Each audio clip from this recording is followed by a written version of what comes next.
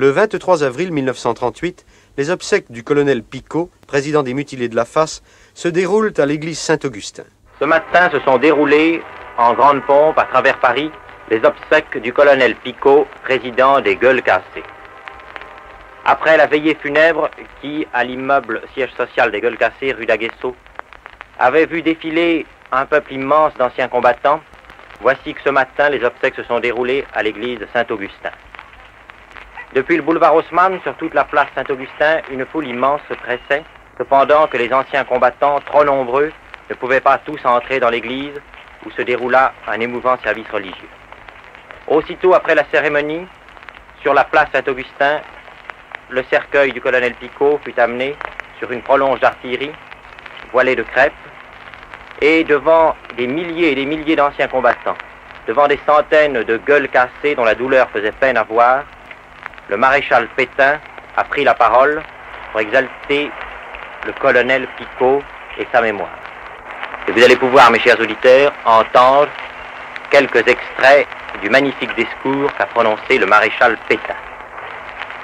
Monsieur le représentant du président de la République, Monsieur le ministre, mes chers camarades, les représentants de la famille, Mesdames, Messieurs, président d'honneur de l'Union des blessés de la Face, c'est avec émotion, mais aussi avec fierté, que j'ai réclamé le privilège d'adresser aujourd'hui un dernier adieu au colonel Picot, son fondateur, son président et mon ami. Vous perdez en lui, mes chers camarades, un guide éclairé et un bienfaiteur dont la bonté toujours agissante contribua à vous assurer une existence digne et honorée. Les Français pleurent l'un des meilleurs d'entre eux. Né à Brest le 17 mars 1862, sorti de Saint-Cyr en 1884, le commandant Yves Picot, breton, ardent et tenace, part en août 1914 à la tête d'un bataillon de Gascons enthousiastes. Cette unité d'élite affirme sa valeur dès les premiers combats, au cours de la retraite devant Guise, où, encerclée, elle réussit à s'ouvrir un passage à la baïonnette, puis à la bataille de la Marne, où elle enlève Corveny. Promu lieutenant-colonel, Picot se bat au chemin des Dames, puis à Verdun, où il est promu officier de la Légion d'honneur. Jusqu'en 1917, il prend part aux plus rudes combats en Argonne et dans la Somme.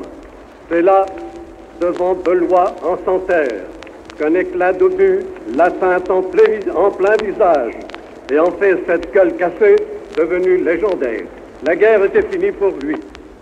Parmi les 3 brillantes citations qui ont été décernées, je distingue celle de Verdun, qui peint le chef qu'il fut alors et qu'il est toujours demeuré. Chef de corps de la plus grande valeur et du plus haut mérite, au front depuis le début de la campagne, a fait preuve des plus belles qualités d'autorité, de sang-froid et d'énergie, notamment pendant l'attaque ennemie du 12 mai, qui échoua complètement sur le front de son unité. Les hôpitaux durent le garder 2 ans. Ses souffrances, au lieu de l'abattre, devaient exalter en lui ce sens du devoir et ce goût du sacrifice qui ont inspiré toutes ses actions.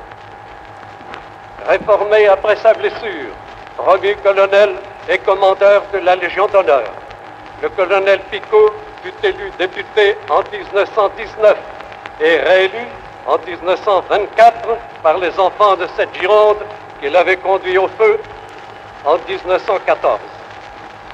Il présida à la Chambre le groupe des députés mutilés, fut membre de la commission des pensions, vice-président de la commission de l'armée et de la marine, sous-secrétaire d'État à la guerre en 1926. Il représenta le gouvernement français en diverses circonstances, à Prague et en Amérique. Toute son activité parlementaire fut consacrée aux questions militaires et à l'amélioration du sort des anciens combattants. Orateur ardent, il parlait de ses anciens camarades de guerre et du soldat français avec une affection vibrante, qui impressionnait ses auditeurs et ralliait parfois ses adversaires eux-mêmes à ses vues généreuses. Nous n'avons pas oublié les accents de son indignation patriotique lorsqu'il flétrissait les menées de ceux qui osaient s'attaquer à l'armée. En 1932, il abandonne la vie politique pour consacrer tous ses efforts à ses compagnons de guerre. C'est à leur demande unanime que la dignité de grand officier de la Légion d'honneur viendra en 1933 lui exprimer la reconnaissance du pays.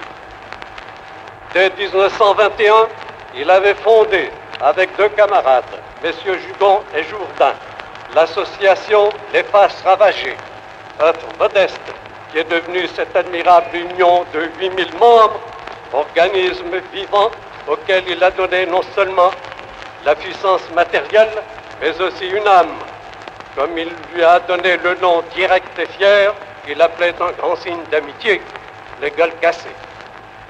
Cette crânerie avec laquelle il supportait la souffrance physique et morale, il sut l'inspirer à tous ses compagnons, portant comme eux sur son visage l'empreinte glorieuse et tragique de la bataille. Il mettait son élégance à ne jamais évoquer inutilement ses blessures. Combien doit-on le louer pour cette leçon de discrétion? Elle s'adresse à ceux qui croient pouvoir exploiter à des fins faussement humanitaires le spectacle malsain des horreurs de la guerre.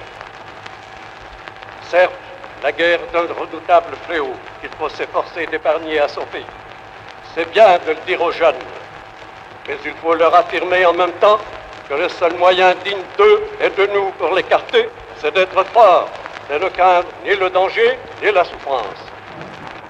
Telle me paraît être la haute signification de l'admirable attitude des gueules cassées et de la vie entière de leur chef.